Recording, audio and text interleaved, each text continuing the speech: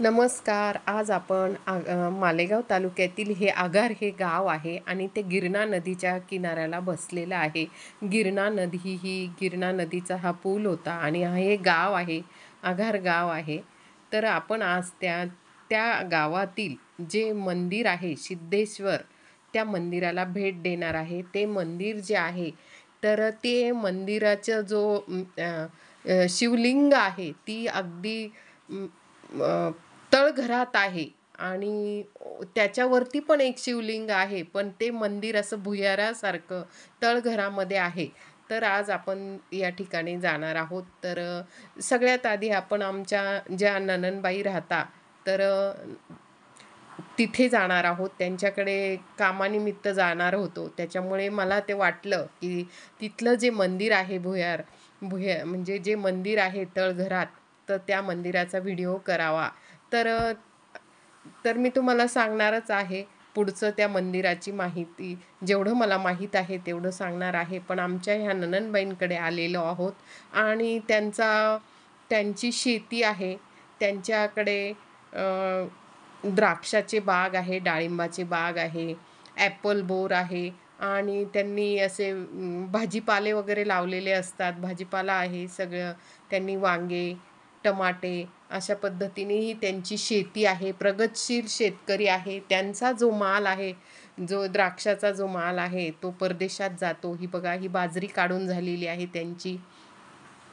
आणि त्यांचे दोघं मुलं खूप सुंदर अशी शेती करतात आणि खूप प्रगतिशील शेतकरी म्हणून त्यांचं नाव घेतलं जातं. अगदी त्यांचे वडील वारलेले आहेत आणि ती अगदी शेती, दोघं भाऊ एकत्र कुटुंब आहे. कुटुंब पद्धतीने व्यवस्थित राहतात.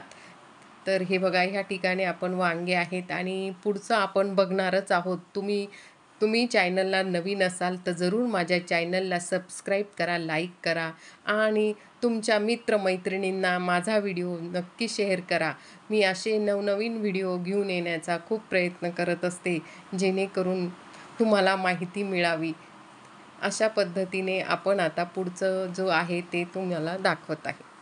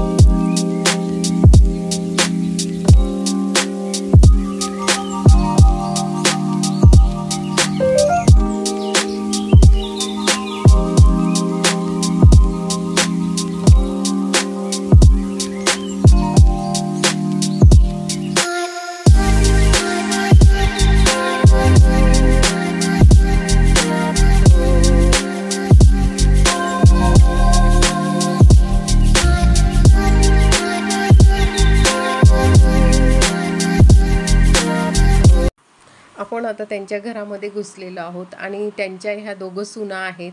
ह्या नेमक्या शेतातून काम करून आलेल्या होत्या आणि त्या जेवायला बसल्या होत्या. दुपारची वेळ होती. ही बघा, सुंदर अशी चूल मांडलेली आहे.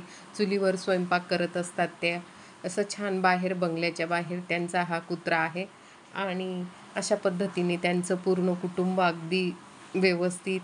त्याच्यानंतर आपण इथे जे बघितला आहे तो डाळिंबाचा बाग आहे. डाळिंबाला पण खूप बहार आलेला आहे आणि डाळिंबसुद्धा त्यांचे बाहेर परदेशात जात असतात. द्राक्ष परदेशामध्ये जात असतात त्यांचे.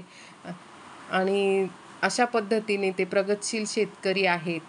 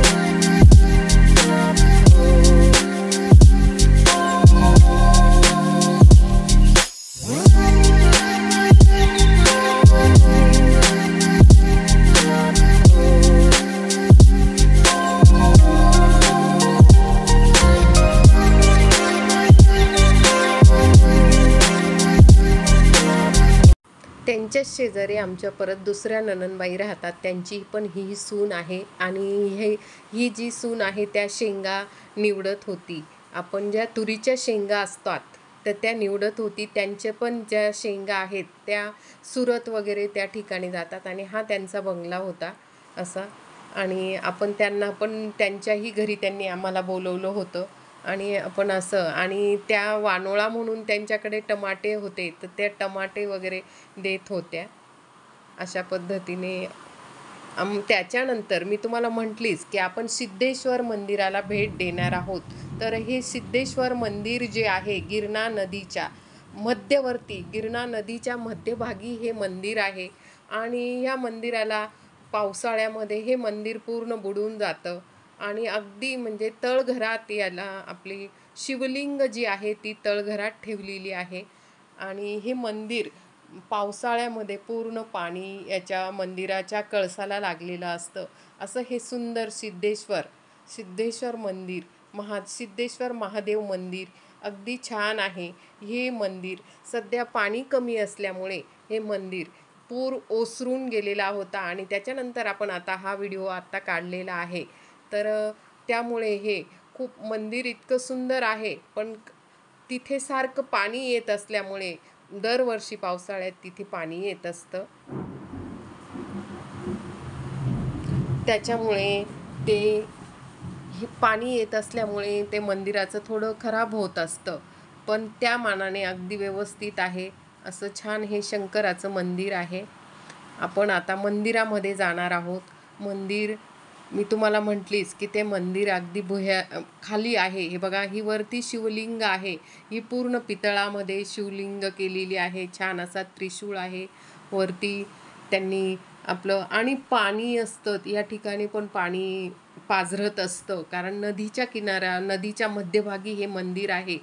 तर ह्या ठिकाणी पाणी पाझरत असलं, सगळं ओलं होतं. आणि मी तुम्हाला म्हटलीच हा बाहेरचा भाग नंदी दिसतो आहे.